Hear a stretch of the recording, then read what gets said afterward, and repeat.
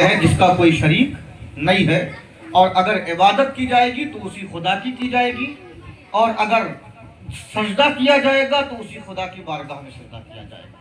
یہ ایک اصول ہے، امت مسلمہ کا ایک قاعدہ ہے، اور اسی قاعدے پر چلنا ہے۔ اور آج کے دور میں سب سے بہترین پہچان یہی ہے کہ کون مسلم ہے کون غیر مسلم ہے۔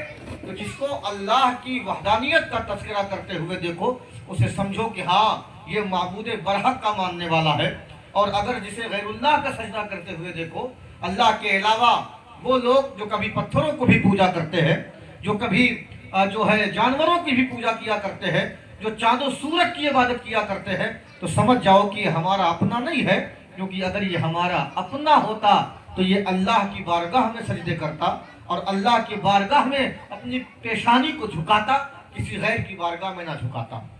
تو یہ ایک اللہ رب العزت کا معاملہ، اور یہ واضح بات ہے، قرآن نے اس تعلق سے فرمایا بھی ہے لَوْ كَانَ فِيهِمَا آلِهَةٌ إِلَّا اللَّهُ لَفَسَدَتَا فَسُبْحَانَ اللَّهِ رَبِّ الْعَرْشِ عَمَّا يَصِفُونَ، کہ اگر زمین و آسمان میں دو خدا ہوتے تو پھر فساد برپا ہو جاتا، اور جب فساد برپا ہو جاتا تو پھر آپ جانتے ہیں کہ جہاں فساد ہوتا ہے وہاں کے حالات کیا ہوتے ہیں، جہاں فساد ہوتا ہے وہاں کے معاملات کیا ہوتے ہیں، جہاں فساد برپا ہوتا ہے وہاں امن و شانتی کا ماحول ختم ہو جاتا ہے، کسی کو چین و سکون تک میسر نہیں آتا، ہر انسان اپنی جگہ پر پریشان ہوتا۔ لہذا رب نے یہاں پر محال کا ذکر کرتے ہوئے اس آیت میں اور واضح طور پہ فرما دیا، اور اس آیت کی جب آپ تفسیر پڑھیں گے تو سمجھ میں آئے گا کہ اللہ نے فرمایا کہ اس دنیا میں صرف ایک ہی خدا ہے، کسی دوسرے خدا کی گنجائش نہیں ہے۔ لہذا ہم بھی جب بات آتی ہے تو اسی ایک خدا کی عبادت کرتے ہیں جو ہمارا سہارا ہے، جو ہمارا آسرا ہے، جو ہماری امیدوں کا مرکز ہے، جو ہماری جستجو کا محور ہے، اور ہم اسی کی تلاش میں رہتے ہیں، ہم اسی کا تذکرہ کرتے ہیں، ہم اسی کی عبادت کرتے ہیں۔ کیوں نہ کریں؟ کیونکہ اس نے کیا فرمایا ہے، الیس اللہ بکاف عبدہ، کیا اللہ اپنے بندوں کے لیے کافی نہیں ہے؟ تو جب ہمارے لیے ہمارا رب کافی ہے، جب ہمارا خیال رکھنے کے لیے ہمارا رب موجود ہے، ہمیں سہولت دینے کے لیے رب کی ذات پہ بات جو ہے موجود ہے، تو جب رب ہمارا آسرا بن رہا ہے تو ہماری بھی بندگی اور نوکری کا تقاضا یہ ہے کہ ہم بھی اس رب کائنات کی بارگاہ میں سجدہ کریں جو ہماری سہولتوں کا انتظام کر رہا ہے، جو ہماری خواہشوں کو پورا کر رہا ہے، جو ہماری تمناؤں کو مکمل کر رہا ہے، جو ہماری آرزوؤں کو پایۂ تکمیل تک پہنچا رہا ہے۔ اور صرف اتنا ہی نہیں کیا بلکہ اللہ نے اپنا محبوب ہم کو دے دیا۔ اپنا محبوب کون کسی کو دیتا ہے؟ کوئی کسی کو نہیں دیتا۔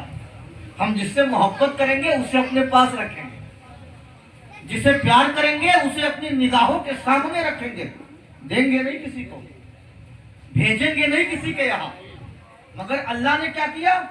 زمین تو بنائی ہمارے لیے، یہ سارا جہان بنایا ہمارے لیے، یہ چڑیوں کی چہچہاہٹ ہمارے لیے، یہ جھرنا ہمارے لیے، یہ سمندروں کی طغیانیاں ہمارے لیے، یہ ہوائیں یہ فضائیں ہمارے لیے، یہ پیڑ یہ پودے ہمارے لیے، یہ مٹی میں نمی اور زرخیزی ہمارے لیے، یہ آسمانوں سے بارش کا اترنا ہمارے لیے، یہ ستاروں کا چمکنا ہمارے لیے، یہ چاند کی چاندنی ہمارے لیے، یہ سورج کی روشنی ہمارے لیے۔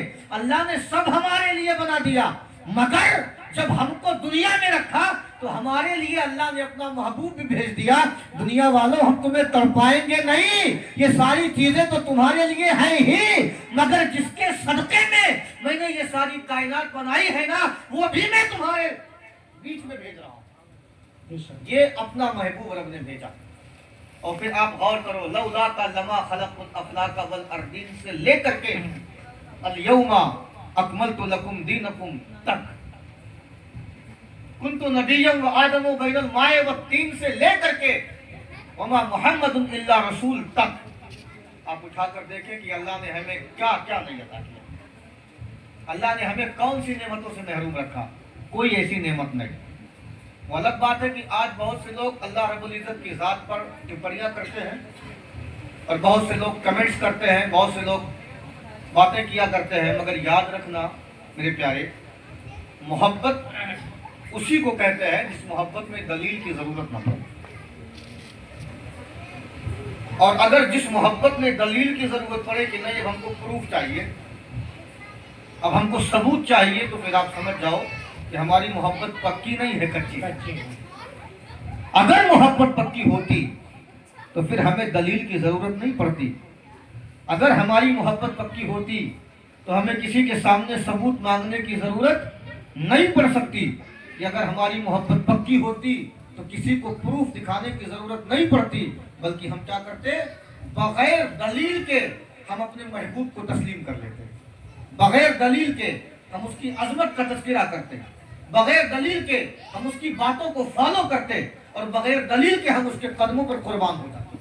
یہ ہے محبت۔ اور اللہ نے مصطفیٰ کو بھیجا ہمارے بیچ میں، اپنا محبوب بھیجا، اور اس انداز میں بھیجا کہ پہلے ان کا تذکرہ کیا ہے نا، میثاق میں وعدہ لیا، اس کے بعد یہ وعدہ وعید کے بعد اللہ نے سب سے آخر میں مصطفیٰ جان رحمت کو مکہ المکرمہ کی دھرتی پر بھیجا۔ یہ ذات جب آئی، اللہ رب العزت نے اس کے تذکرے کروائے، اس کے چرچے کروائے، اس کا پرچار کروایا، اس کا پرسار کروایا۔ اور اللہ کے رسول نے جب مکہ کی دھرتی پر قدم رکھا تو پھر خالی یہ نہیں کیا کہ بس قدم رکھا، بلکہ جس رب نے ان کا پرچار کروایا، مصطفیٰ جان رحمت نے اس رب کی وحدانیت کا تذکرہ کیا۔ اور ساری یہی تو جھگڑا تھا نا، اور تو کوئی جھگڑا نہیں تھا کفار مکہ سے۔ وہ کہتے تھے خدا 360 ہیں، مصطفیٰ کہتے تھے نہیں، خدا ایک ہے۔ وہ کہتے تھے ہمارے معبود زیادہ ہیں، مصطفیٰ فرماتے تھے نہیں، اللہ ایک ہے، وہ تنہا ہے، وہ ذات واحد ہے، اس کا کوئی شریک نہیں ہے، وہ ایسا ہے جو ہمیشہ سے تھا، جو ہمیشہ سے ہے اور ہمیشہ رہے گا۔ اس کی ذات فنا ہونے والی نہیں ہے، اس کی ذات ہی باقی ہے، اس کے علاوہ بقا اور دوام کسی کو حاصل نہیں ہے۔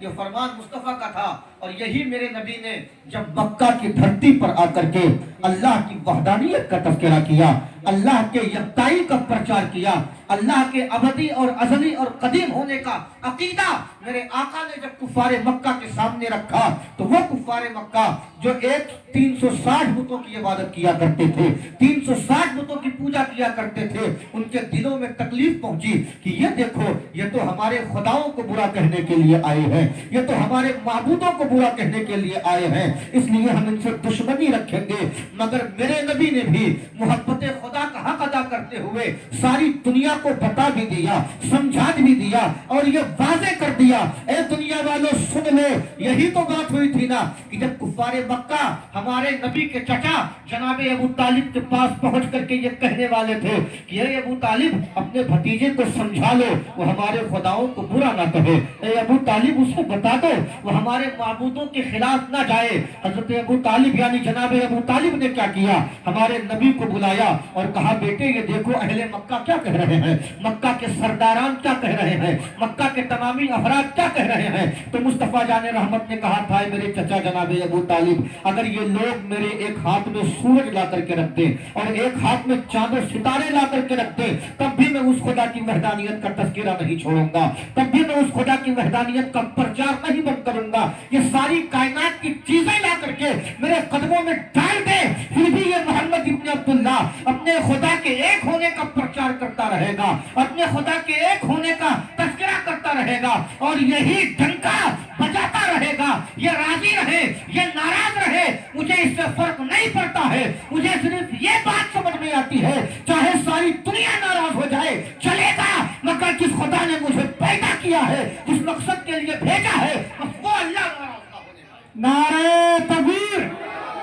نعرہ رسالت، جشن شہدائے کربلا، حضرت علامہ سید صاحب اللہ، نعرہ تکبیر، نعرہ رسالت۔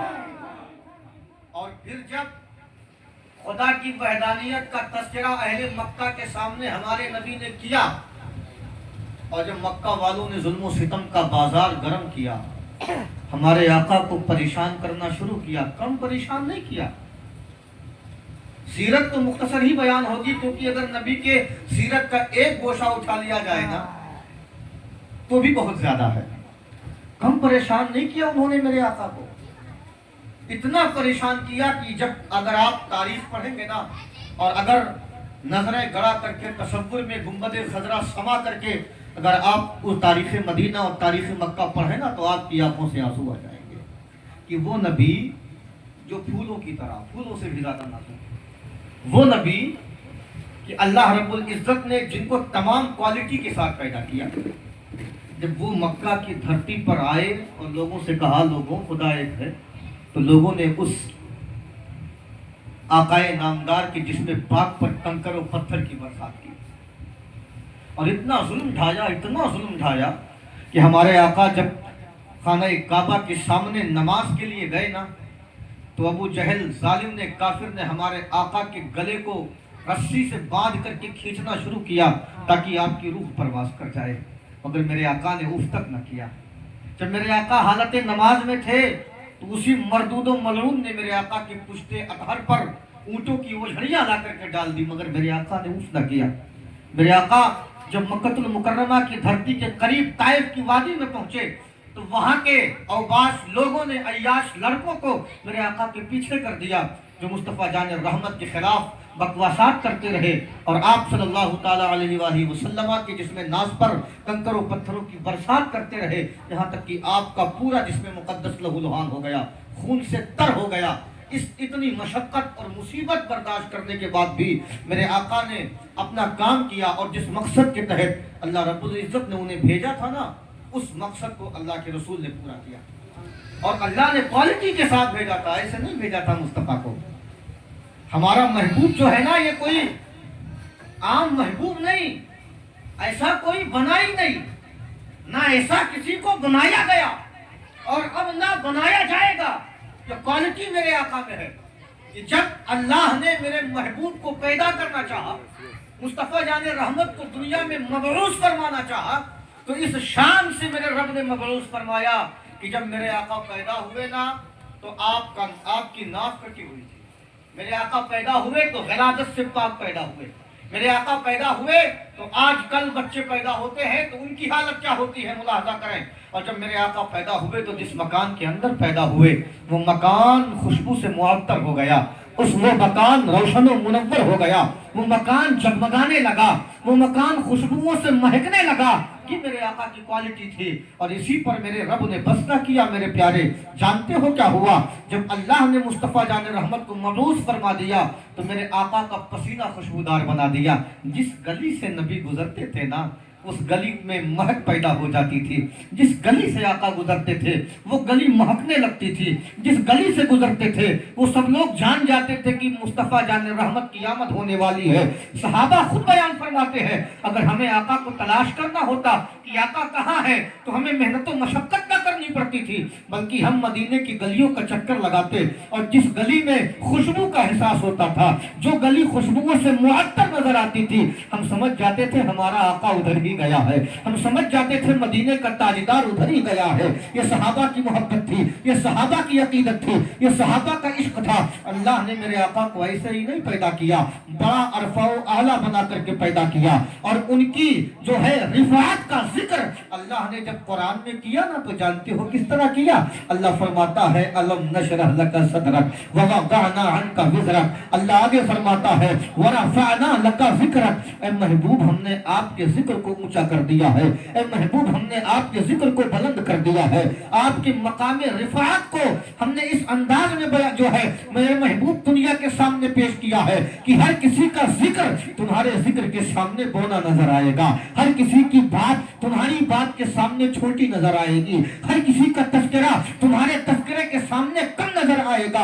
और अल्लाह ने जब मुस्तफ़ा जान रहमत के मकाम रफ़ीर को जब बयान किया ना, तो इस अंदाज में किया। और जब मेरे मुस्तफ़ा के कमाल को जाहिर करना चाहा ना, तो मक्का की वादियों में अबू जहल ने भी देखा था, कुफ़ारे मक्का ने भी देखा था कि हमारे आका ने सिर्फ चांद को देख करके अपनी उंगली का इशारा ही तो किया था। वो चांद जो अपने याबो ताप के साथ चमक रहा था, जो अपने खुद जो है रोशनी से सारी जहान को रोशन कर रहा था, जिसे देख करके सितारे रोशनी हासिल कर रहे थे, जगमगाहट हासिल कर रहे थे। जब मेरे मुस्तफ़ा जान रहमत के मुकद्दस अंगुश्त शहादत जब उस चांद की तरफ उठी ना, वो चांद अपने आप को दो टुकड़े कर लिया करता है, वो चांद अपना सीना चाक कर लिया करता है, मुस्तफ़ा के हुक्म की तामील में लग जाया करता کرتا ہے, مصطفیٰ کے حکم کی تکمیل میں لگ جایا کرتا ہے. یہ مصطفیٰ جان رحمت کا جب اللہ نے ذکر رفیع کیا نا, ذکر بلند کیا, تو صرف اتنا بلند نہیں کیا بلکہ مصطفیٰ جان رحمت کا اشارہ ہوتا ہے.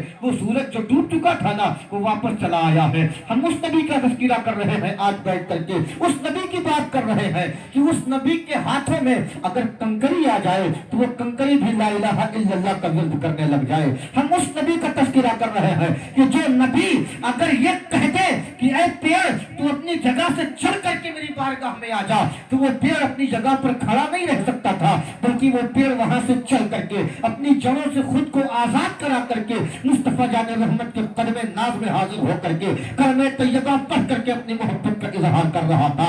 اگر کوئی مجنو اونٹ میرے آقا کے قدموں میں آ جائے اور میرے آقا اس کے سر اور اس کی پشت پر اپنا دستے ناز پھیر دے نا, تو وہ اونٹ میرے آقا کے قدموں میں بیٹھ جاتا تھا, اس کا مجنو پن ختم ہو جاتا تھا, اس کا پاگل پن ختم ہو جاتا تھا. اس نبی کی بات ہو رہی ہے جس نبی کا صدقہ سارا کائنات کھا رہا ہے, جس نبی کا صدقہ ساری کائنات کھا رہی ہے, سارا جہاں کھا رہا ہے. اور اللہ نے جب میرے نبی کے مقام کو بلند کیا نا, اور بلند کتنا کیا یار, بلندی کا اندازہ تو لگاؤ کہ اللہ نے مصطفیٰ کو معراج میں بلایا, اتنا بلند کیا کہ اتنا کسی کو بلند نہیں کیا. مصطفیٰ کو جب اللہ نے معراج میں بلایا نا, آپ ہسٹری اٹھا کر کے دیکھو, حضرت آدم سے لے کر حضرت عیسیٰ تک, کیا اللہ نے کسی کو معراج میں بلایا تھا؟ کیا اللہ نے کسی کو عرش اعظم تک بلایا تھا؟ کیا اللہ نے کسی کو اپنا دیدار کرایا تھا؟ کیا اللہ نے کسی کو اپنی زیارت کرائی تھی؟ نہیں نا.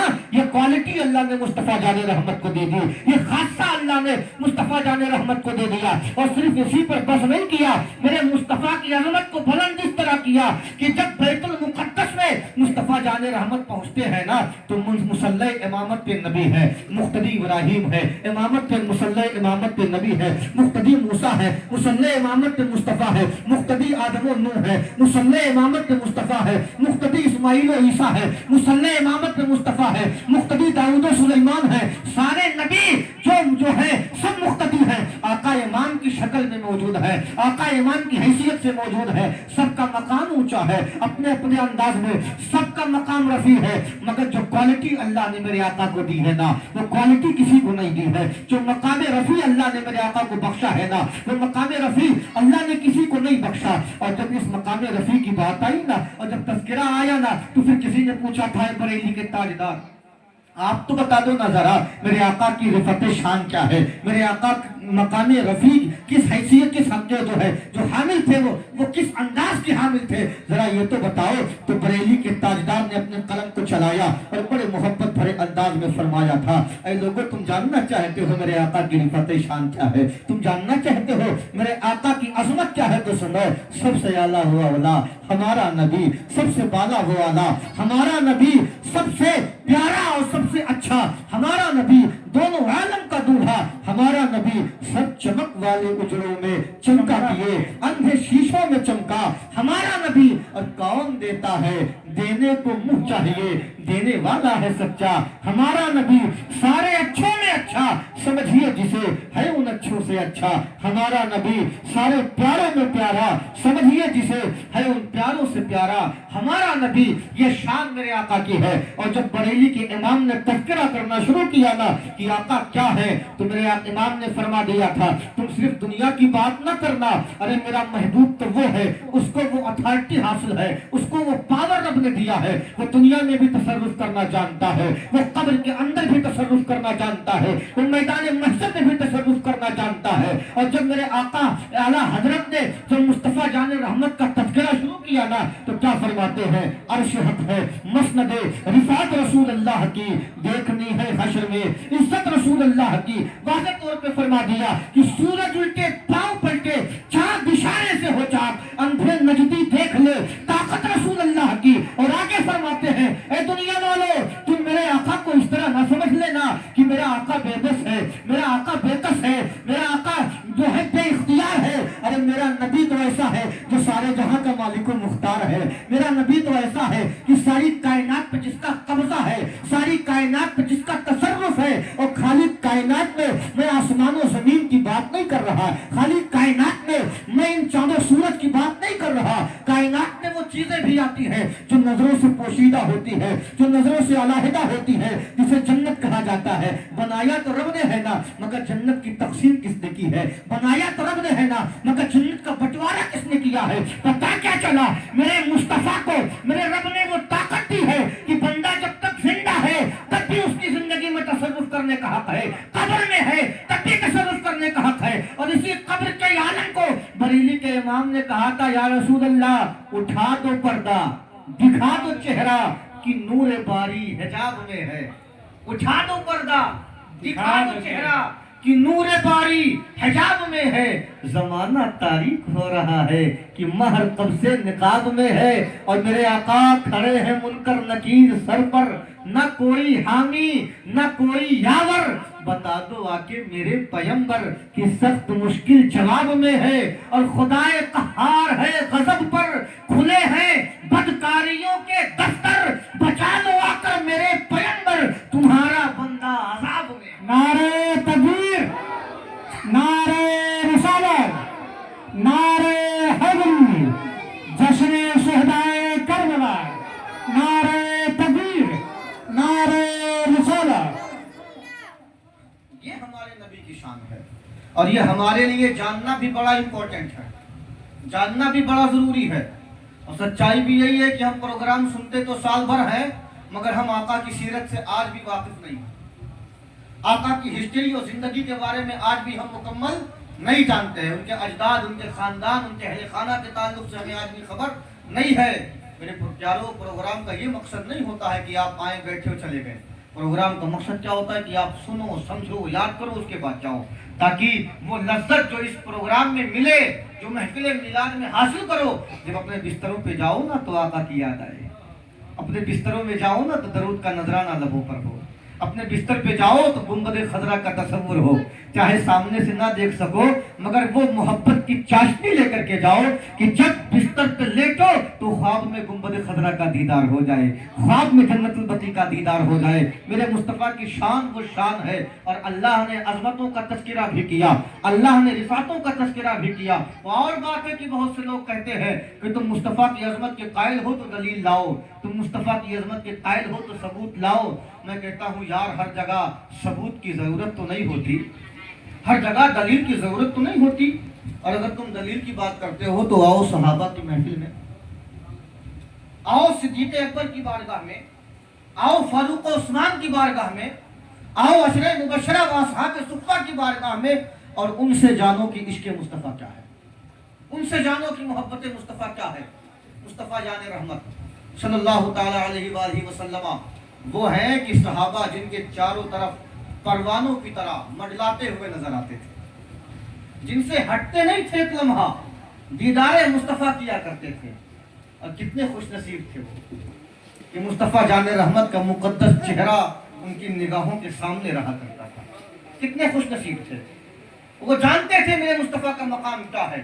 آج لوگ کہتے ہیں کہ مقام کیا ہے دلیل دو، آپ کہتے ہو ان کا کوئی ثانی نہیں دلیل دو، آپ کہتے ہو ان کا کوئی مقابل نہیں دلیل دو. میں کہتا ہوں یار دلیل تم مانتے ہو لیکن صحابہ نے دلیل نہیں مانگی بلکہ اپنے اچھے انداز میں کہہ دیا تھا وَأَحْسَنُ مِنْكَ لَمْ تَرَ قَطُّ عَيْنٌ وَأَجْمَلُ مِنْكَ لَمْ تَلِدِ النِّسَاءُ خُلِقْتَ مُبَرَّأً مِنْ كُلِّ عَيْبٍ كَأَنَّكَ قَدْ خُلِقْتَ كَمَا تَشَاءُ. جب صحابہ نے کہنا شروع کیا تو کیا کہا؟ یا رسول اللہ آپ سے بہتر ہماری نگاہوں نے کسی کو دیکھا ہی نہیں، آپ سے بہتر ہماری نگاہوں نے کسی کو دیکھا ہی نہیں. کیا فرماتے صحابہ؟ وَأَجْمَلُ مِنْكَ لَمْ تَلِدِ النِّسَاءُ. آقا ہماری نگاہیں دیکھیں گی کیسے؟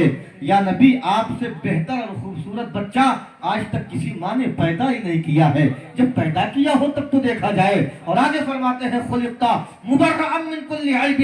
اے میرے محبوب، اے میرے آقا، آپ کو اللہ نے بے عیب پیدا کیا ہے، بے نقص پیدا کیا ہے، نقص و کمی سے پاک پیدا کیا ہے. آپ میں کوئی عیب نہیں ہے، آپ میں کوئی نقص و نقصان نہیں ہے، آپ میں کوئی کمی نہیں ہے. کأنک قد خلقتا کما تشاء. صحابہ کا یہ عقیدہ ہے تو ہمارا عقیدہ کیوں نہ ہو؟ وہ کیا کہتے ہیں یا رسول اللہ اللہ نے آپ کو اس طرح پیدا کیا ہے ایسا لگتا ہے جیسے رب نے آپ کو آپ کی مرضی سے بنایا. یہ صحابہ کا عقیدہ جس میں دلیل کی ضرورت نہیں تھی، جس میں کسی اور چیز کی ضرورت نہیں تھی، انہوں نے مان لیا.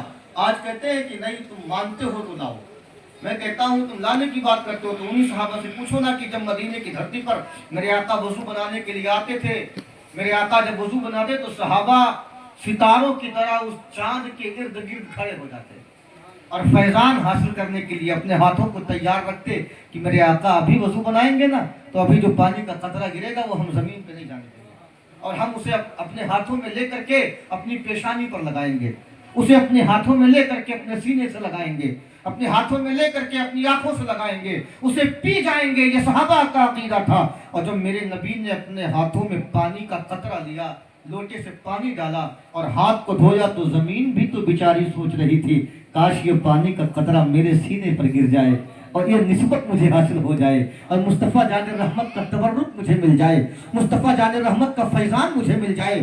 زمین بھی نگاہیں باندھ کر کے دیکھ رہی تھی کہ میرے آقا کے ہاتھوں میں یہ پانی موجود تو ہے، یہ اب میرے سینے پہ آنے والا ہے۔ میرے آقا نے اپنے ہاتھوں کو دھونا شروع کر دیا، پانی کے قطرے زمین پر گرنے لگے۔ مصطفیٰ جان رحمت کے جانثاروں نے وہ پانی کا قطرہ زمین پر گرنے نہ دیا۔ ایک صحابی نے اپنے ہاتھوں کو بڑھایا اور بڑھانے کے بعد اس صحابی نے پانی لے لیا اور لینے کے بعد اپنے چہرے پر مل لیا۔ مصطفیٰ جان رحمت نے دوسری مرتبہ کیا کیا، اپنے ہاتھ میں پانی کے پیالے سے پانی لیا اور ہاتھ کو دھلنا شروع کر دیا۔ ایک اور صحابی آگے آئے، انہوں نے ہاتھ بڑھایا، پانی کا قطرہ اپنے ہاتھوں میں لے لیا اور اسے اپنے سینے سے لگا لیا۔ اب زمین تک تکی بات کے دیکھ رہی ہے، اے میرے مولا تمنا میری ہے مصطفیٰ جان رحمت کے ہاتھ سے لگا ہوا پانی کا قطرہ میرے سینے میں جذب ہو جائے، خواہش میری ہے پانی میرے سینے میں آ جائے، آرزو میری ہے اس پانی کا فیضان میں حاصل کر لوں، لیکن اے میرے مولا یہ پانی تو میرے تک آ ہی نہیں رہا ہے، یہ پانی میرے قریب آ ہی نہیں رہا ہے،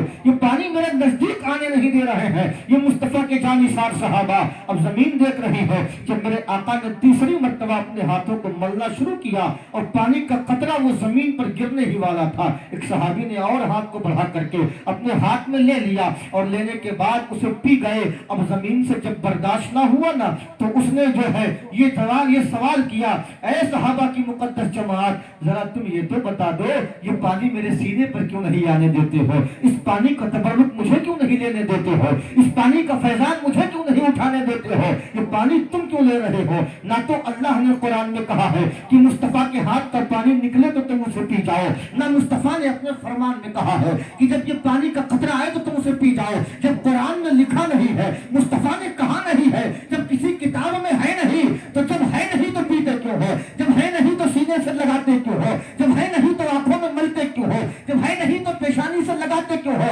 صحابہ کی مقدس جماعت جواب دیتی ہے، اے زمین تو کیا جانے کی عشق کیا ہے، تو کیا جانے کی فنا کیا ہے، تو کیا جانے کی مقام محبت کیا ہے، تو کیا جانے محبوب کے قدموں میں قربان ہونا کیا ہے۔ ہم تو عاشق ہیں، ہم جانتے ہیں عشق کیا ہے، ہم تو محب ہیں، ہم جانتے ہیں محبت کیا ہے۔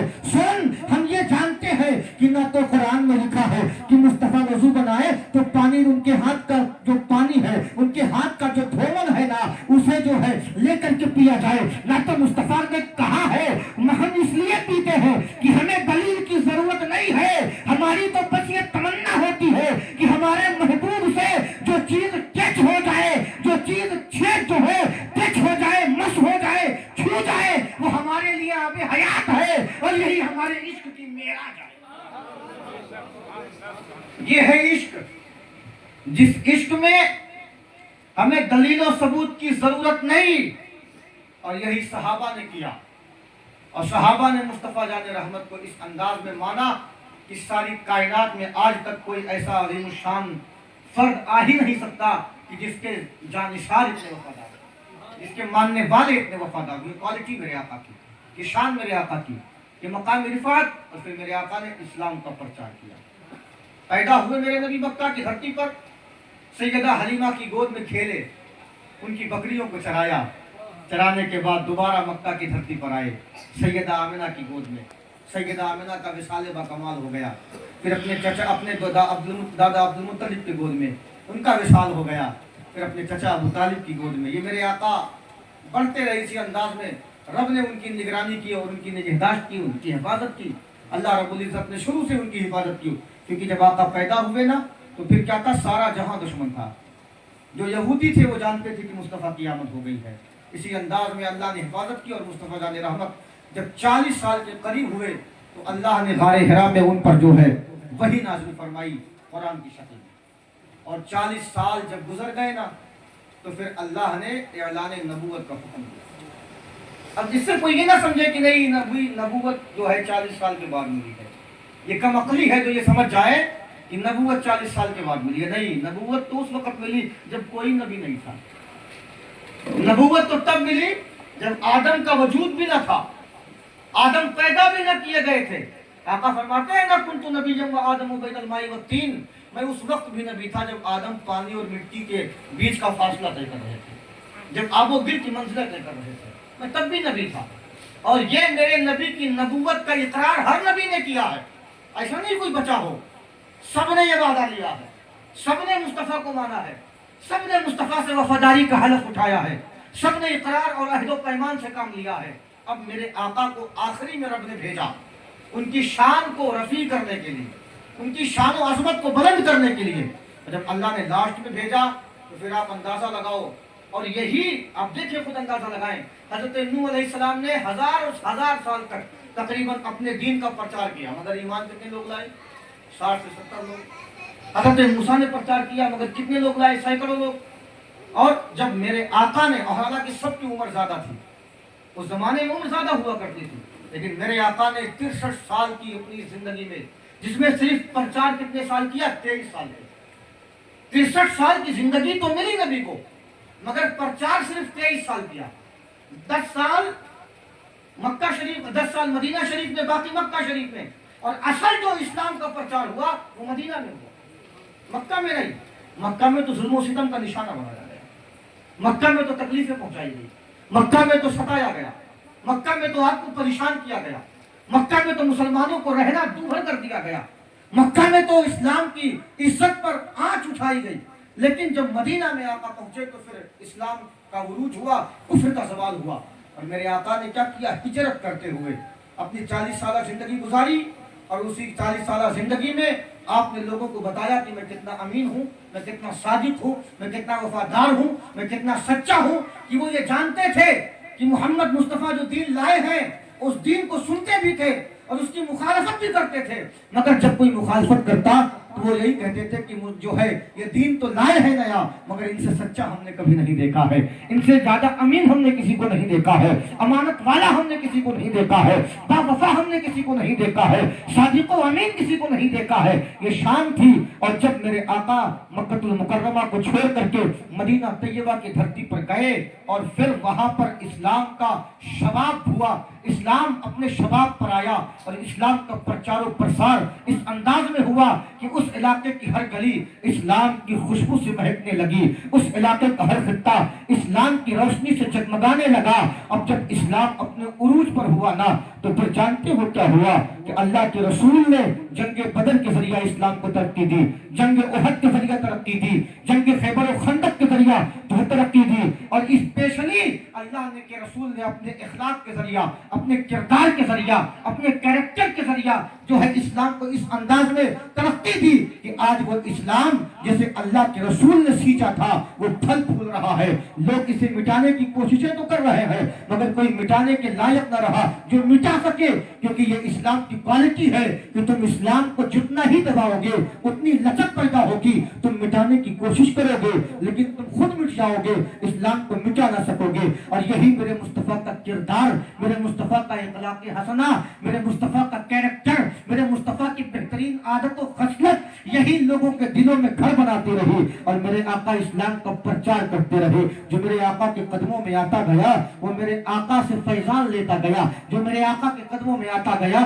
وہ اسلام میں داخل ہو کے اپنے سینے کو اسلام کی روشنی سے منور کرتا چلا گیا۔ یہ اسلام کی کوالٹی تھی، یہ اسلام کا لیبل تھا جس اسلام نے اپنے طور پہ واضح انداز میں بتا دیا اسلام سب کا ہے، کسی ایک فرد کا نہیں۔ اسلام میں ادنا اور اعلیٰ سب برابر ہے، اسلام میں گورا اور کالا سب برابر ہے، کوئی جو ہے ایسا نہیں ہے کہ جو اعلیٰ ہو اور کوئی ادنا ہو۔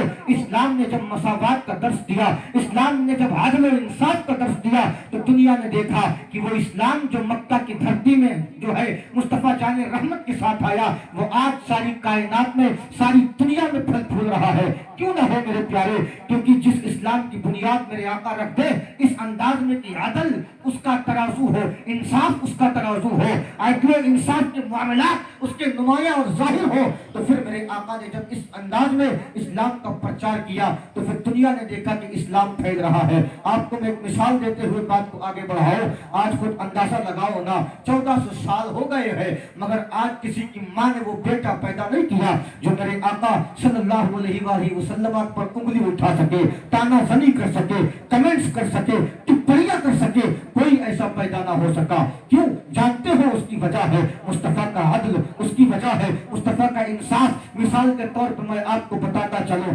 आज इस दुनिया में हम मौजूद हैं, हमारी जिंदगी है, हुकूमतों का उतार चढ़ाव हम देखते हैं, मगर हुकूमतें भी तो कानून बनाती है ना।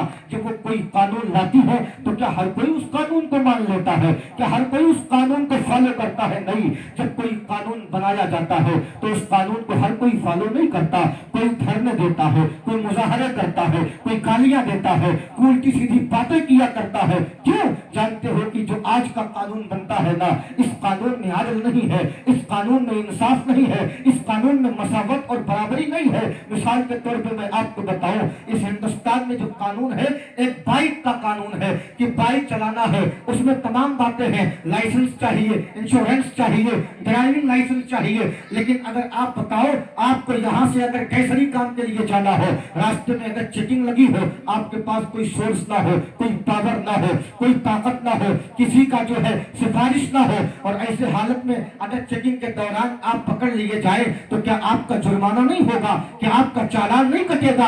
अगर आप गरीब हैं तो आपका चालान कटेगा, लेकिन अगर इसके मुकाबिल जो है आप थानेदार हैं, आपका चालान नहीं कटेगा। आप मंत्री हैं, आपका चालान नहीं कटेगा। आप अमीर हैं, पैसे वाले हैं, आपके रसूख को देखते हुए वो आपको छोड़ देगा। यही वजह है कि जो कानून बनता है वो गरीबों के लिए बनता है। उस कानून में पीसा गरीब जाता है, उस कानून की जद में गरीब आता है। यही वजह है कि जब कानून लगता है ना तो फिर गरीब जब पीछा जाता है, अमीर बच जाता है, तो अदल इंसाफ खत्म हो गया, अदल इंसाफ का खात्मा हो गया।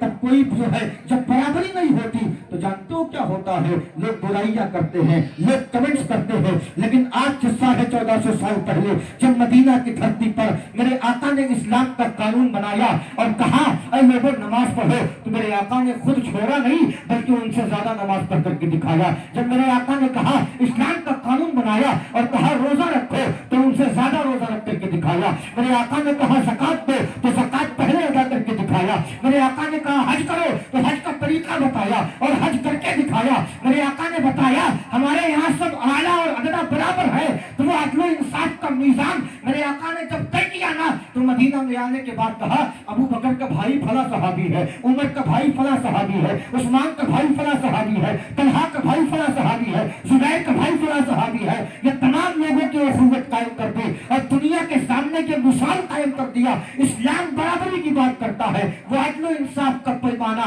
मेरे नबी ने रखा है कि 1450 साल हो गए मगर आज तक किसी माँ ने ऐसा बच्चा नहीं जना है कि मेरे मुस्तफा जाने रहमत के बताए हुए उसूल कानून पर एक कमेंट भी कर सके, क्योंकि ये ऐसा कानून है कि रहती दुनिया तक ना कोई पैदा हुआ है ना कोई पैदा हो सकेगा जो मेरे नबी के दीन में बनाए हुए कानून पर उंगली उठा सके। ये शान है मेरे आका की।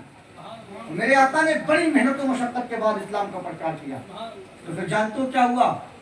फिर मेरे आका ने जब बदरो, उहदो, खैबरो, खंदक सब कुछ मुकम्मल कर लिया और फिर मेरे आका ने उम्रा का इरादा फरमाया। यहाँ मेरे आका का किरदार देखो, मेरे आका का इखलाक हसना देखो कि जब आका ने उम्रा का जो है इरादा किया और जब सुलह हुदैबिया के मकाम पे पहुंचे तो कुफार मक्का ने कहा कि हम मोहम्मद को उम्रा करने नहीं देंगे। कुछ भी हो जाए हम जंग करेंगे, हम लड़ाई करेंगे, मगर मोहम्मद को उम्रा करने नहीं देंगे। तो मेरे आका सल्लल्लाहु ताला अलैहि वसल्लम ने, जानते हो मेरे प्यारे, अब वही आपकी ऊँटनी बैठ गई, वही सहाबा रुक गए। मेरे आका ने कहा हम जंग के जरिया तो काबा के पास नहीं जाएंगे, हम लड़ाई के जरिया तो काबा के पास नहीं जाएंगे, हम अल्लाह के घर में जाएं और कत्ल क़िताल के बाद जाएं, हम अल्लाह के घर में जाएं और जिहाद के बाद जाएं, ऐसा नहीं हो सकता। और यहाँ पर मेरे आका ने जो सब्र का मुजाहरा किया, गौर करें खुद, जब जो शर्तें लगाई गई थी ना, वो ऐसा लगता था कि वो शर्तें कुफार मक्का के मुवाफिक हैं, मगर मेरे आका ने उन शर्तों को कबूल किया اور صحابہ کو مطمئن کیا اور واپس مدینہ چلے. اور پھر جب واپس مدینہ آئے اور جب فتح مکہ کی باری آئی اور میرے آقا صلی اللہ تعالی علیہ وسلم اپنے صحابہ کے ساتھ جب مکہ میں داخل ہوئے شان و شوکت کے ساتھ، تو جانتے ہو سب ڈرے ہوئے تھے، سب گھبرائے ہوئے تھے. ہر کوئی کانپ رہا تھا کہ ہم نے مکہ میں مصطفیٰ پر کتنا ظلم ڈھایا ہے. ہر کوئی کانپ رہا تھا ہم نے مکہ میں مصطفیٰ کو کتنا ظلم و ستم کا نشانہ بنایا ہے. آج تو ہمیں تہے دیکھ کر دیا جائے گا، آج تو ہماری گردنوں کو اڑا دیا جائے گا، آج تو ہمارے سر سلامت نہیں رہیں گے، آج تو معاملات ہمارے خراب ہو جائیں گے. مگر دنیا نے دیکھا، دنیا نے یہ بھی دیکھا تھا کہ قیصر جب فتح کر کے جاتا تھا تو کس طرح گردنیں کاٹی جاتی تھی. دنیا نے دیکھا تھا کہ جب کسرا فتح کیا کرتا تھا تو کسی کی عزت تک سلامت نہیں رہا کرتی تھی.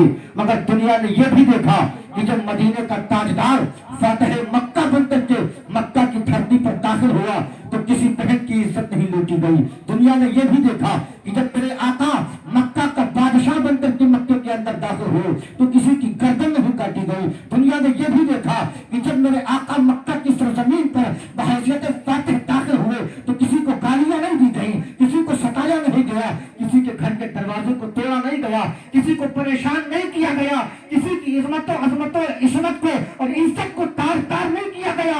یہ میرے اسلام کا وقار تھا، یہ میرے اسلام کا قانون تھا، یہ میرے اسلام کا ایک بہترین اصول و ضابطہ تھا جو میرے مصطفیٰ نے قائم کیا تھا. اور جب فتح مکہ ہو گیا نا اور جب دنیا نے دیکھا کہ اسلام امن کا درس دیتا ہے، اسلام شانتی کی بات کرتا ہے، تو وہ لوگ جو اسلام سے دور سے اور جو اسلام کے خلاف پروپیگنڈے رچائے جا رہے تھے کہ اسلام والے اگر آ گئے تو بیٹیوں کی عزت لوٹ لیں گے، اسلام والے اگر آ گئے تو بیٹیوں کی عزت سلامت نہیں رہیں گی، لوگوں کی گردنیں کاٹ دی جائیں گی، کسی کا گھر سلامت نہیں رہے گا. لیکن جب مکہ فتح ہوا تو سب نے دیکھا ایک بیٹی کی کیا بات کر رہے ہو، سارا کنبہ سلامت ہے، سارا گھرانہ سلامت ہے، سارا خاندان سلامت ہے. اور جب سلامتی کی بات آئی نا تو جب لوگوں نے یہ سلامتی والا معاملہ دیکھا تو فتح مکہ کے بعد لوگ جوک در جوک اسلام کے دامن میں آتے گئے، میرے مصطفیٰ کا کردار دیکھ کر کے، میرے مصطفیٰ کا کیریکٹر دیکھ کر کے، یہی کیریکٹر.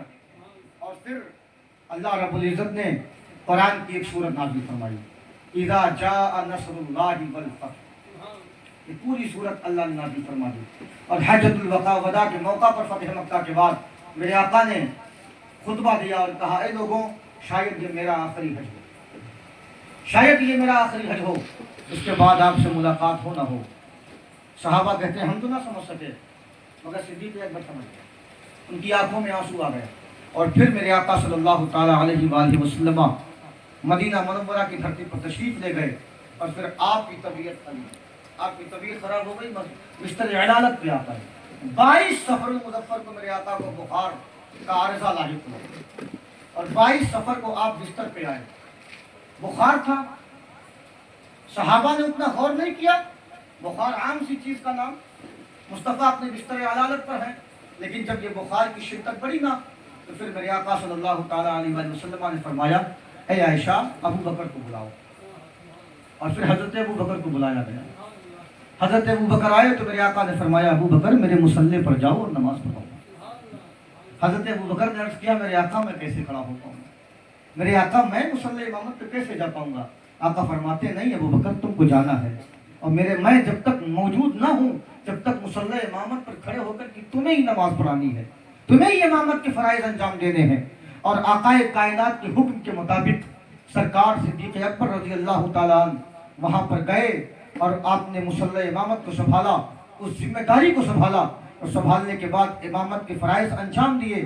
اور میرے آقا اپنے بستر علالت پر ہیں. اس کے بعد میرے آقا نے ایک دن اعلان کروا دیا اے لوگوں مسجد نبوی میں تشریف لے آؤ، مصطفیٰ جان رحمت وصیت کرنا چاہتے ہیں. جیسے یہ جملہ کہا نا، جیسے یہ بات ہوئی نا، سارے مدینے میں کوہرام مچ گیا، سارا مدینہ رونے لگا کہ اب کیا ہوگا.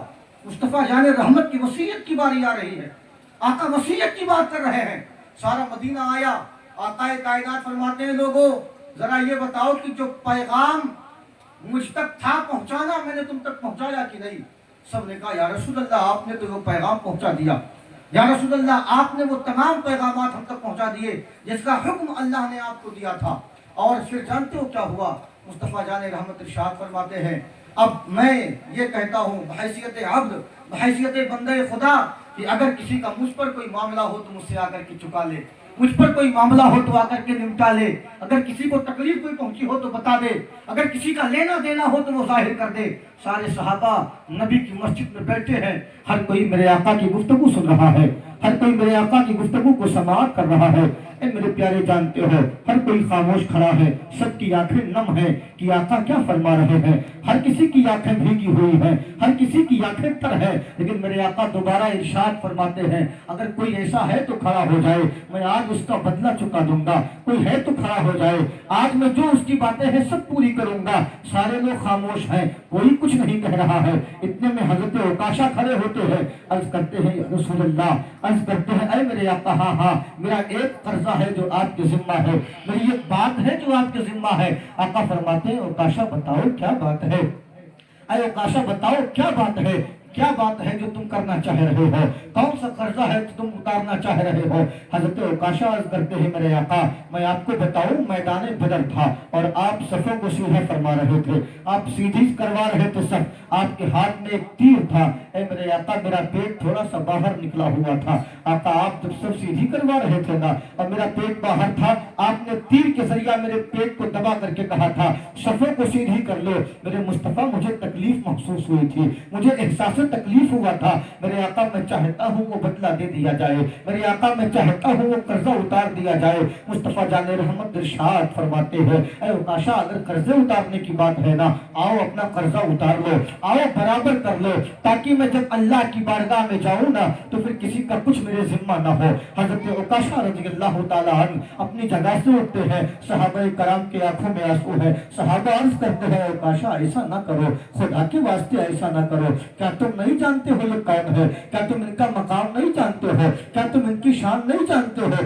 کہ ان کے بارے میں اللہ نے فرمایا ہے لولا کلمہ اظہرت ربوبیتی، کہ اگر میں ان کو پیدا نہ کرتا تو میں اپنے رب ہونے کا پرچار بھی نہیں کرتا۔ کیا تم ان کی شان نہیں جانتے ہو کہ اللہ نے ان کی شان میں فرمایا ہے عسیٰ ان یبعثک ربک مقاما محمودا، کہ محبوب میں تم کو ان قریب جو ہے مقام محمود عطا کروں گا۔ یہ شان صحابہ گنوا رہے ہیں۔ اے عکاشہ تم یہ نہیں جانتے ہو کہ اللہ نے فرمایا ہے وَلَسَوْفَ يُعْطِيكَ رَبُّكَ فَتَرْضَىٰ، اے محبوب ہم تم سے راضی ہیں اور تم کو ہم راضی ہی کر لیں گے۔ اے عکاشہ تم خیال تو کر لینا، یہ وہ نبی ہے جس نے ہمیں ایک خدا کو پہچانوایا ہے، یہ وہ نبی ہے جس نے ہمیں اسلام کا طریقہ بتایا ہے، یہ وہ نبی ہے جو ہمیں کفر کے اندھیرے سے نکال کر کے اسلام کے روشن سائے میں لایا ہے، یہ وہ نبی ہے جس نے ہمیں اپنے باپ کا ادب کرنا سکھایا، ماں کا وقار سکھایا، بھائی کی محبت سکھائی، اولاد پر شفقت سکھائی، یہ وہ نبی ہے جس نے ہمیں اخوت و محبت سکھائی۔ کیا اس سے تم اپنا قرضہ اتارو گے، کیا ان سے تم اپنا بدلہ لو گے؟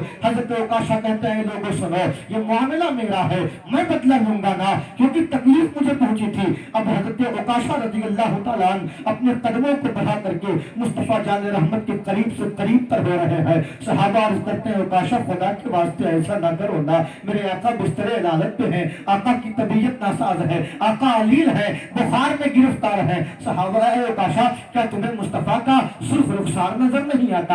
اے عکاشہ کیا تمہیں مصطفیٰ کی تکالیف دکھائی نہیں دیتی؟ حضرت عکاشہ کہتے ہیں نہیں میں آج جاؤں گا، اپنا بدلہ لے کر کے آؤں گا۔ صحابہ کہتے ہیں عکاشہ بدلہ لینا ہے نا تو ہم سے لے لو، اگر تمہیں کچھ کرنا ہے نا تو ہمارے ساتھ کر لو، ہماری پشتیں حاضر ہیں، ہمارے سینے حاضر ہیں، ہمارے سر حاضر ہیں۔ اے عکاشہ لیکن مدینے کے تاجدار کے پاس وہ بدلہ لینے کے لیے نہ جاؤ۔ عکاشہ کہتے ہیں نہیں اے میرے ساتھیوں میں تو جاؤں گا، میں تو رکوں گا نہیں۔ حضرت عکاشہ بار بار کہتے ہیں میں جاؤں گا، اور صحابہ نم آنکھوں سے کہہ رہے ہیں اے عکاشہ خدا کے واسطے نہ جاؤ نا، خدایا ایسا کام نہ کرو، کیا تم مصطفیٰ کا احسان بھول گئے ہو جس نے تمہیں خدا تک پہنچنے کا راستہ بتایا ہے؟ کیا تم مصطفیٰ کا وہ احسان بھول گئے ہو جس نے ہر گھڑی ہر پل ہر لمحہ تمہاری رہنمائی کی ہے؟ عکاشہ کہتے ہیں سب مسلم ہے، میرے آقا نے رہنمائی بھی کی ہے، مانتا ہوں، میرے آقا نے مدد بھی کی ہے، مانتا ہوں، میرے آقا نے اپنا فیضان بھی لٹایا ہے، مانتا ہوں، میرے آقا نے اللہ کی ذات تک پہنچایا ہے، مانتا ہوں، مگر آج بات عدل و انصاف کی ہے تو میں آج اپنا بدلہ لے کر کے رہوں گا۔ اب صحابہ روک رہے ہیں لیکن عکاشہ روکے نہیں، میرے آقا کے قریب ہو گئے، مصطفیٰ مصطفیٰ جان رحمت کے جب قریب اوکاشا آئے نا، مصطفیٰ جان رحمت ارشاد فرماتے ہیں اے اوکاشا اچھا اپنا بدلہ لے لو۔ حضرت سیدنا اوکاشا کہتے ہیں میرے آقا ہاں اسی بدلے کے لیے تو آیا ہوں۔ آقا فرماتے ہیں بتاؤ کیسے بدلہ لینا چاہتے ہو؟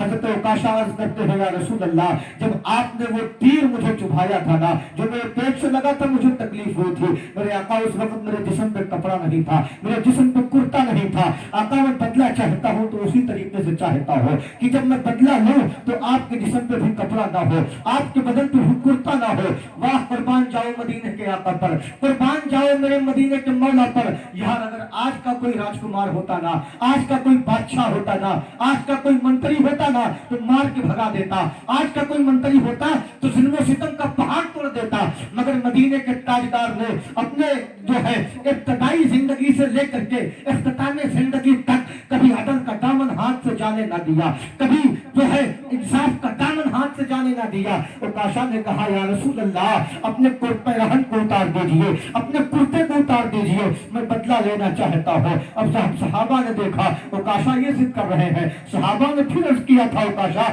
کیا کر رہے ہو؟ یہ کیسی ضد ہے، یہ کیسی جو ہے بات ہے جو تم اب یہاں تک آ گئے ہو؟ اوکاشا تمہیں خیال نہیں ہوتا تم گفتگو کس سے کر رہے ہو، تم ضد کس سے کر رہے ہو؟ وہ مدینے کے تاجدار ہیں، وہ فاتح مکہ ہیں، وہ ساری کائنات کے مالک ہیں، اللہ نے ان کو مالک بنایا ہے۔ اے اوکاشا کچھ تو خیال کر لو۔ سیدنا اوکاشا عرض کرتے ہیں نہیں میں تو اپنا بدلہ لے کر کے جاؤں گا۔ تاریخ بتاتی ہے میرے پیارے، آپ سیرت کی کتابوں کا مطالعہ کرو گے تو پتا چلے گا کہ جب میرے آقا نے اتنا سنا کہ اوکاشا کپڑا اتروانا چاہتے ہیں تو مدینے کے تاجدار نے پس و پیش نہ کیا، غور و فکر نہ کیا، کسی سوچ میں گرفتار نہ ہوئے، فوراً اپنا پیرہن شریف اتار دیا، اپنا کرتا شریف ہٹا دیا۔ اس کے بعد کہتے اوکاشا لو آؤ بدلہ لے لو۔ اوکاشا جس طرح تم کو میرے ہاتھ سے وہ تکلیف پہنچی تھی نا، آؤ تکلیف دے دو۔ مدینے کی مسجد میں صحابہ کی آنکھوں میں آنسو ہے، ہر کوئی نم آنکھوں سے دیکھ رہا ہے، سوچ رہا ہے مولا یہ کیا ہو رہا ہے، اللہ یہ کیا ہو رہا ہے، یہ کیسے ہو سکتا ہے، یہ معاملات آ گئے ہیں۔ جب حضرت اوکاشا نے میرے آقا کائنات کے کھلے ہوئے پشت پاک کو دیکھا نا، چپٹ گئے مصطفیٰ کے جسم پاک سے، اپنے آپ کو مصطفیٰ کے جسم سے چمٹا لیا، اور چمٹانے کے بعد میرے آقا کا جو مہر نبوت تھا نا، مہر نبوت کو انہوں نے چوم لیا۔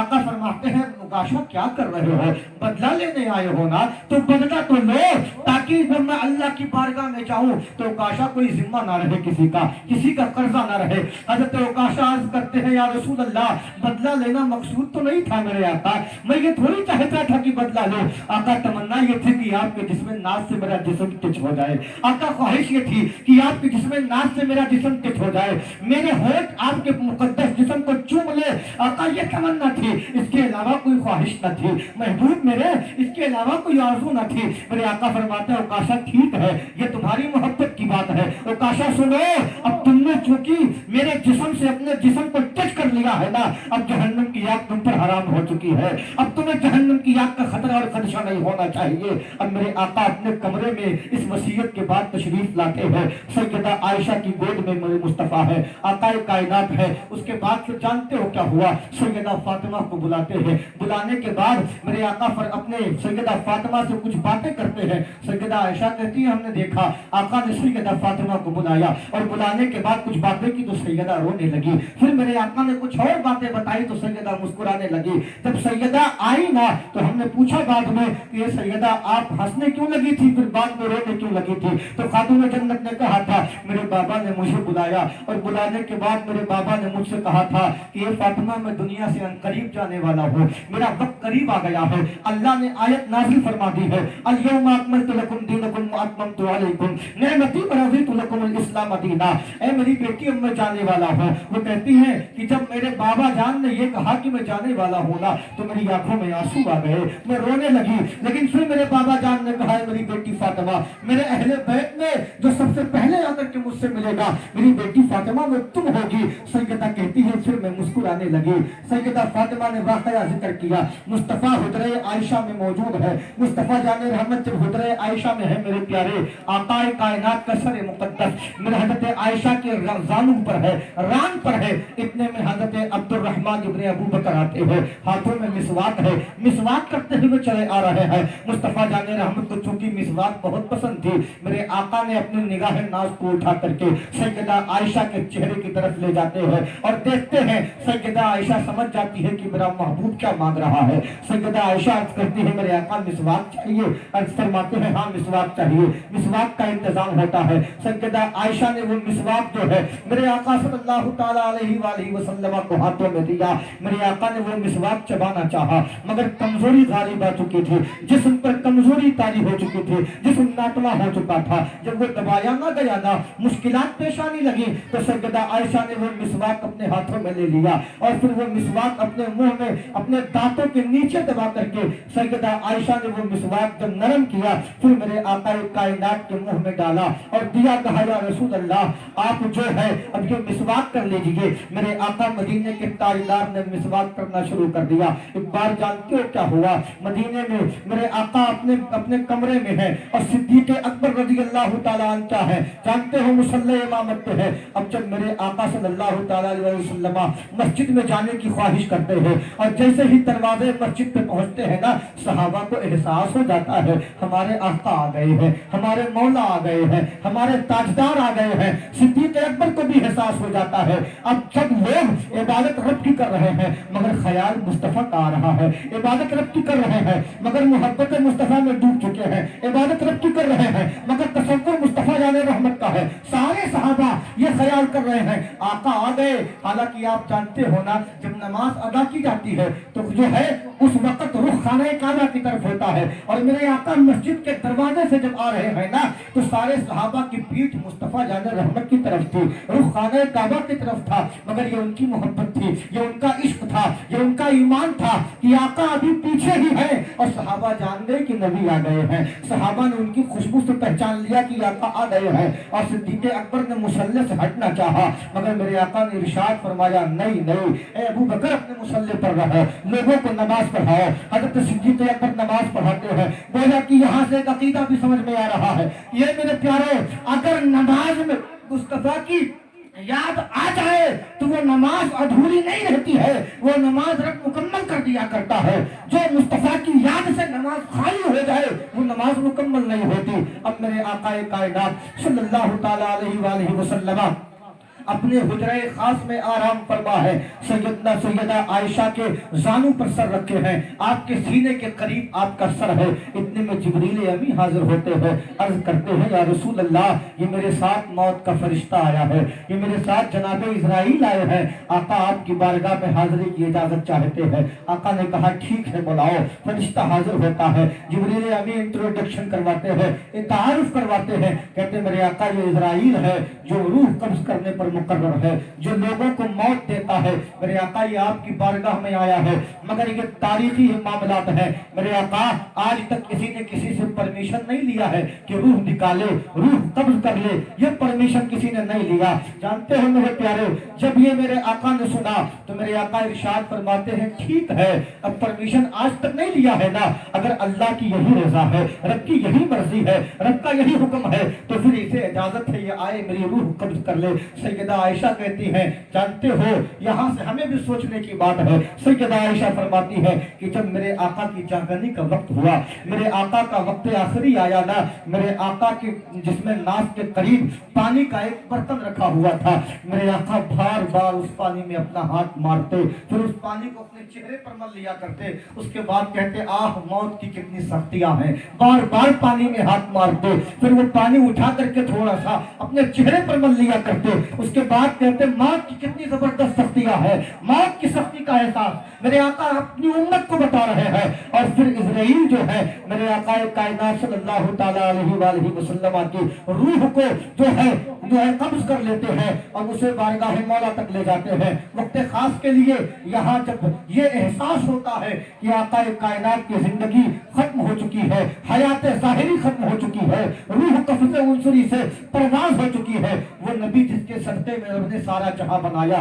یہاں سے ایک عقیدہ اور بتاتا چلو، یہ نہ سمجھ لینا کہ میرے آقا مر کے مٹی میں مل گئے ہیں، یہ نہ سمجھ لینا کہ میرے آقا کا وجود ختم ہو گیا ہے، یہ نہ سمجھ لینا کہ مصطفیٰ جان رحمت کا سارا معاملہ ختم ہو گیا ہے۔ یار وہ جان ہے اس جہاں जहान की, और जान जब निकल जाएगी तो जहान नहीं बचेगा। ये जान है मेरे आका, तो मुस्तफा इस दुनिया में मौजूद है, जमीन के अंदर अपनी कब्र में। वरना जानते हो, अगर कोई कहे कि हम ये नहीं मानते कि मुस्तफा जिंदा है, अपनी कब्र में मौजूद है, तो मैं कहूंगा यार तुझे दुनिया का एक वाकया बताता हूँ, जरा तू गौर तो कर लेना।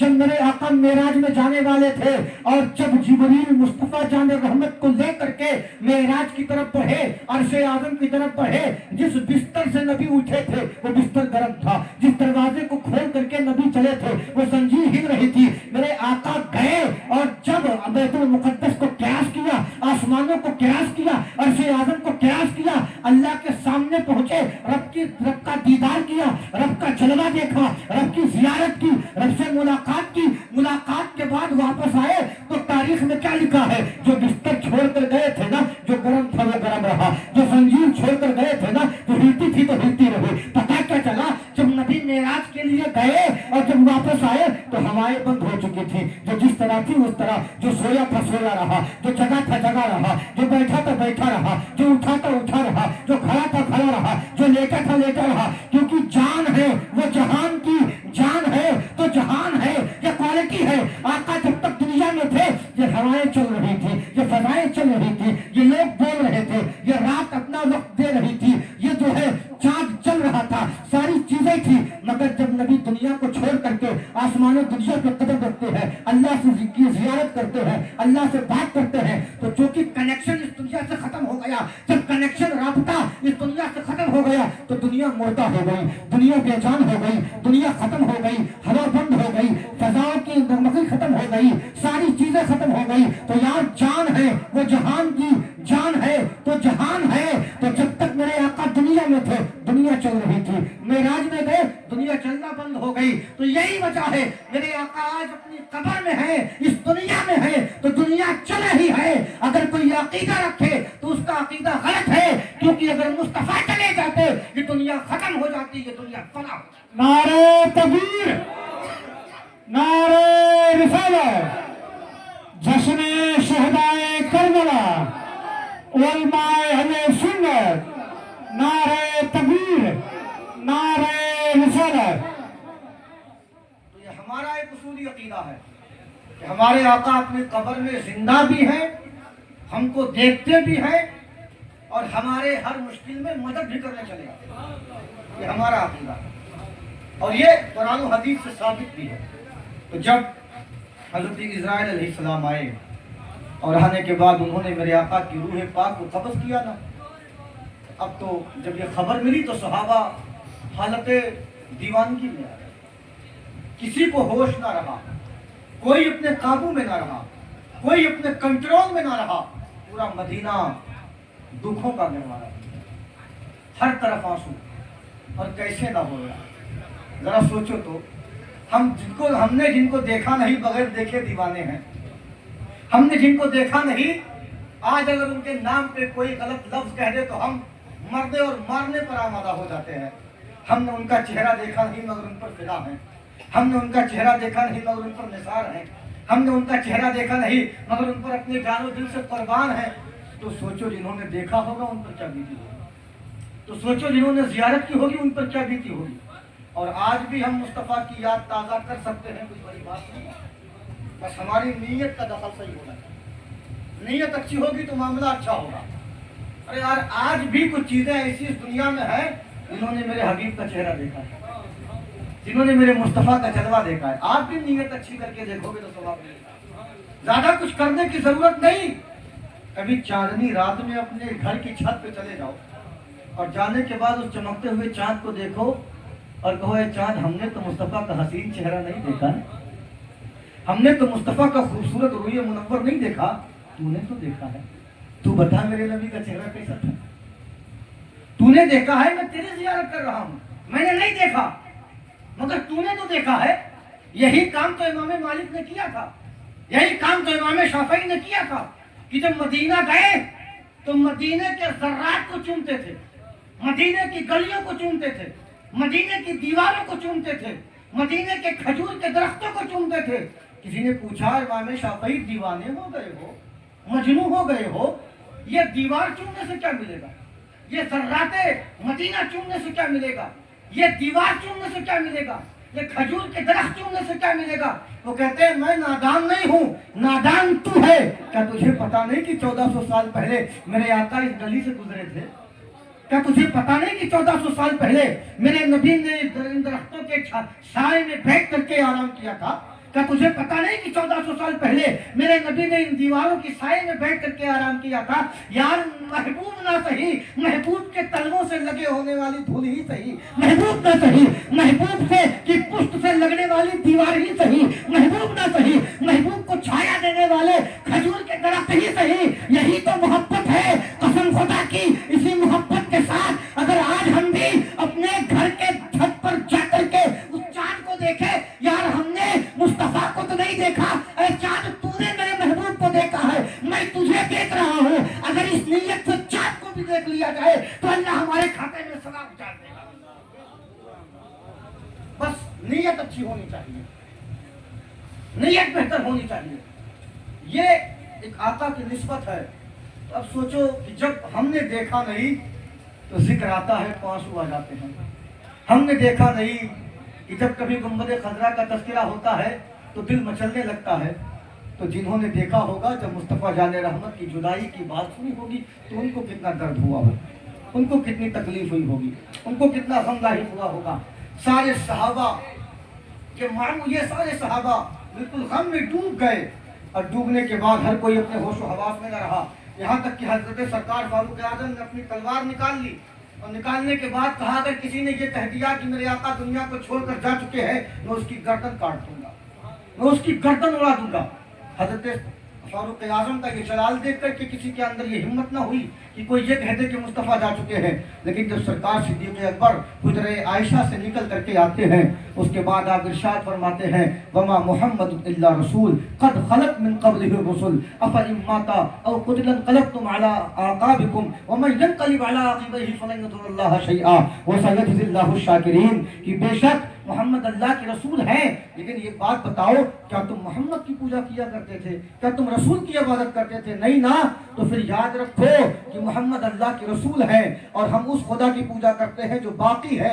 اور ہاں، اللہ نے جس مشن کے تحت میرے آقا کو اس دنیا میں مبعوث فرمایا تھا وہ مشن مکمل ہو چکا ہے، اور دین کی تکمیل کا وعدہ لیا جا چکا ہے، دین کے مکمل ہونے کا اعلان کیا جا چکا ہے۔ حضرت فاروق اعظم کہتے ہیں جب میں نے آیت سنی میں بیٹھ گیا، ہوش و حواس میں نہیں، مدینے کی بچیاں رو رہی تھی، مدینے کے بچے رو رہے تھے، ہواؤں میں اڑنے والے پرندے رو رہے تھے، مدینے کے ذرات رو رہے تھے، وہ پتھر بھی رو رہے تھے جو پتھر میرے آقا پر درود و سلام کا نذرانہ پیش کر رہے تھے، وہ درخت بھی رو رہے تھے جن درختوں نے میرے آقا کے بلانے پر کلمہ طیبہ کا ورد کیا تھا، سارا مدینہ رو رہا تھا، سارے جانور رو رہے تھے۔ اب میرے آقا کائنات صلی اللہ تعالی علیہ وآلہ وسلم کہ تجہیز و تکفین کی بات شروع ہوئی کہ اب کیا کیا جائے۔ لوگوں نے کہا مسئلہ یہ ہے کہ کیا عام لوگوں کی طرح میرے آقا کو غسل دے دیا جائے، عام لوگوں کی طرح دفن کر دیا جائے؟ تو جانتے ہوئے غیبی آواز آتی ہے ہاں ہاں تم مصطفیٰ جان رحمت کو اس انداز میں دفن کرو، مگر پھر دوسری آواز آتی ہے نہیں، اس پر عمل نہیں کرنا، میرے آقا کو غسل دو، غسل دو، نہلاؤ جو اسلام کا طریقہ ہے۔ اور پھر جانتے ہو صحابہ نے میرے آقا کو نہلایا۔ اب یہ مسئلہ تھا کپڑا اتار کے نہلایا جائے کہ پیرہن شریف کے ساتھ نہلایا جائے؟ آواز آتی ہے نہیں، میرے محبوب کو کپڑے کے ساتھ نہلایا جائے، یہ غسل دیا گیا۔ اس کے بعد پھر غیبی اعتبار سے تجہیز و تکفین کا انتظام ہو رہا ہے۔ اب جو ہے میرے آقا کائنات کی قبر کا معاملہ آیا تو سیدہ عائشہ کے حجرہ مقدسہ میں آپ کے قبر پاک کو بنایا گیا۔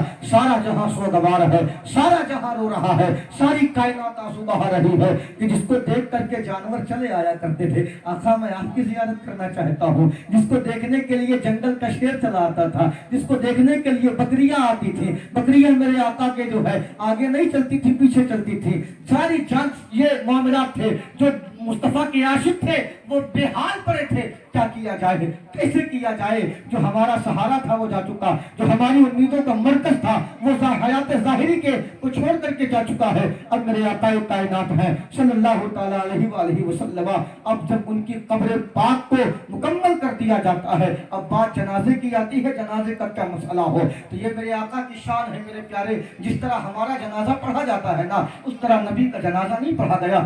آج کل لوگ کہتے ہیں نا جو اعتراض کرتے ہیں کہ نبی مر کر معاذ اللہ مٹی میں مل گئے ہیں, وہ کہتے ہیں نبی کو بھی تو دفن کیا گیا, نبی کا جنازہ بھی تو پڑھا گیا جس طرح ہمارا پڑھا جاتا ہے. جو دعا ہمارے جنازے میں پڑھی جاتی ہے وہی دعا نبی کے جنازے میں بھی پڑھی گئی نا. میں کہتا ہوں وہ نادانوں کا نقل ہے, نبی کا جنازہ ہمارے جنازے کی طرح نہیں تھا. جب نبی کا جنازہ اٹھا نا تو کوئی پڑھانے والا نہیں تھا, کوئی امام نہیں تھا. صحابہ آتے گئے, کھڑے ہوتے گئے, ادب سے درود و سلام پیش کرتے گئے, آتے گئے, درود و سلام پیش کرتے گئے. اس انداز میں میرے آقا کا جنازہ اٹھا. اور اس کے بعد جب دفن کیا گیا حضرت مولا علی اترے, حضرت قسم ابن عباس اترے, اور اترنے کے بعد میرے آقا کو قبر پاک میں رکھا. اور سب سے لاسٹ میں قبر پاک سے نکلنے والے حضرت قسم ابن عباس تھے. وہ کہتے ہیں جب میں نکلنے لگا نا تو میں نے کیا دیکھا, میرے مصطفیٰ کے لب ہل رہے ہیں, میرے آقا کے ہونٹ جنبش کر رہے ہیں, میرے آقا کے لبہائے مبارک ہل رہے ہیں. وہ کہتے ہیں میں نے اپنے کانوں کو مصطفیٰ کے لب سے لگا دیا, میں نے اپنے کانوں کو مصطفیٰ کے ہونٹ کے قریب کر دیا, اور میں سننے لگا کہ میرے آقا کہہ کیا رہے ہیں, میرے آقا کے لبوں سے کون سا جملہ ادا ہو رہا ہے. وہ کہتے ہیں کہ جب میں نے یہ سنا تو کیا سنا کہ میرے آقا فرماتے ہیں ربی امتی, ربی امتی, قبر میں ہے ربی امتی کا نعرہ لگا رہے ہیں, قبر میں ہے اپنی امت کو یاد کر رہے ہیں. یعنی کہہ رہے ہیں اللہ اے میرے رب میری امت, اے میرے رب میری امت کا خیال کرنا. جب پیدا ہوئے تھے نا تب بھی رب امتی کہہ کر کے پیدا ہوئے تھے, کہا تھا میرے مولا میری امت کو بخش دینا. جب دنیا سے جا رہے ہیں نا اپنی قبر کے اندر رب امتی کہہ رہے ہیں کہہ رہے ہیں مولا میری امت کو بخش دینا. یہ میرے آقا کی ہم سے محبت ہے, یہ میرے آقا کا ہم سے پیار ہے کہ آقا دنیا میں آئے تب بھی ہمیں نہیں بھولے, دنیا سے جا رہے ہیں تب بھی ہمیں نہیں بھول رہے ہیں. اور یہ میرے آقا کی زندگی کی نشانی بھی ہے, یار یہ میرے آقا زندہ ہے. قبر میں پہنچے ہیں تو ہونٹ ہل رہے ہیں, قبر میں پہنچے ہیں تو بول رہے ہیں, قبر میں پہنچے ہیں تو لبہائے مبارک کھول رہے ہیں. یہ میرے آقا کی شان ہے, میرے آقا نے ہمیں کبھی فراموش نہیں کیا ہے. لہذا یہ امت کیا تو یہ امت کا حق بھی ہے, یہ تقاضائے محبت بھی ہے کہ جس طرح میرے نبی نے ہمیں کبھی کسی موڑ پہ بھلایا نہیں ہے, امت کو بھی کسی موڑ پہ مصطفیٰ کو بھلانا نہیں چاہیے. یہ پیغام بھی ہے اور یہ محبت بھی ہے. اور پھر میرے آقا کائنات کی تدفین ہو گئی, اور پھر وہ آج بھی مرجع خلائق ہے, آج بھی سارا جہاں, آج بھی سارا. اور یہ میرے آقا کی کوالٹی ہے. اب جانتے ہو یہ کیا کوالٹی ہے, سوچو ذرا. میرے آقا جس جگہ مدفون ہے نا وہ جگہ عرش اعظم سے بھی افضل ہے, عرش اعظم سے بھی افضل ہے. اب دفن تو ہو گئے مصطفیٰ, مگر جو چیزیں مصطفیٰ سے جڑتی چلی گئی نا, میں نے کہا نا میرے مصطفیٰ کی کوالٹی تھی. میرے آقا جس کپڑے کو چھو لیے تھے نا وہ کپڑا نہیں جلا, وہ کپڑا نہیں جلا. آپ طرف دیا میل تو نکل گئی پر کپڑا نہیں جلا, کیونکہ جس چیز کو مصطفیٰ چھو لے اس پر دنیا کی بھی یاد حرام ہو جاتی ہے اور جہنم کی بھی یاد حرام ہو جاتی ہے. تو میرے آقا کے گنبد خضرا کے قریب کا جو حصہ ہے نا, جب میرے نبی دفن ہے جو ٹچ ہے میرے نبی کے جسم سے, جو زمین کا وہ حصہ ٹچ ہے نا, وہ عرش اعظم سے بھی افضل ہے, وہ جنت سے بھی افضل ہے. اس کے افضلیت کی کوئی انتہا نہیں ہے, کیونکہ جب میرے آقا ہی سب سے افضل ہیں. اب ویسے کسی نے سوال کیا تھا, ایک مرتبہ ہم سے میں بیٹھا تھا, کسی نے سوال کیا کہ حضرت یہ تو بتائیے کہ مکہ افضل ہے کہ مدینہ افضل ہے, عرش اعظم افضل ہے کہ بیت اقصی افضل ہے. تو میں نے کہا یار تم افضلیت کی کیا بات کرتے ہو, کیا افضل ہے؟ میرے نبی جب تک مکہ میں تھے مکہ افضل ہے, مدینہ میں آ گئے تو مدینہ افضل ہے, بیت مقدس میں پہنچے تو بیت مقدس افضل ہے, پہلے آسمان پہ پہنچے تو پہلا آسمان افضل ہے, دوسرے پہ پہنچے تو دوسرا افضل ہے, سدرۃ المنتہا پہ پہنچے تو منتہا افضل ہے, عرش اعظم پر پہنچے تو عرش اعظم افضل ہے. ہم یہ نہیں کہتے کہ کون افضل ہے کون مفضول ہے, ہم اتنا جانتے ہیں اے نبی آپ اتنے افضل ہیں کہ آپ جس جگہ پہنچ جائیں گے وہ جگہ سب سے افضل ہو جائے گی. تو اس وقت آقا مدینے میں ہے تو مدینہ افضل ہے. یہ میرے آقا کی کوالٹی ہے, یہ میرے آقا کا خاصہ ہے, اور یہ میرے آقا کی ایک خصوصیت ہے جو جس خصوصیت کا حامل کوئی اور نہیں ہو سکتا. لہذا میرے پیاروں یہ شان میرے آقا کی ہے کہ میرے نبی نے جو ہمیں پیغام دیا تھا اس حجۃ الوداع کے موقع پر یا اپنی آخری وصیت میں اس پیغام پر عمل کرنا ہمارے لیے انتہائی ضروری ہے. کیونکہ جب ہم مصطفیٰ کو مانیں گے اور مصطفیٰ کی محبت کا حق ادا کریں گے تو انشاءاللہ ہماری محبت اس طرح ہوگی کہ جب ہم میدان محشر میں جائیں گے تو ہمیں اپنا پریچے کرانے کی ضرورت نہیں پڑے گی کہ ہم آقا کے عاشق ہیں, بلکہ جب ہمارا عشق سچا ہوگا, ہمارا عشق بولتا ہوگا تو سارے لوگ خود ہی راستہ چھوڑ دیں گے. لوگوں ہٹ جاؤ, یہ مصطفیٰ کا عاشق ہے, اس عشق کے ساتھ جیو. اس عشق کے ساتھ مرو، انشاءاللہ تعالی دنیا بھی کامیاب رہے گی، آخرت بھی کامیاب رہے گی۔ استغفر اللہ ربی من کل ذنب واتوب الیہ۔ السلام علیکم ورحمۃ اللہ۔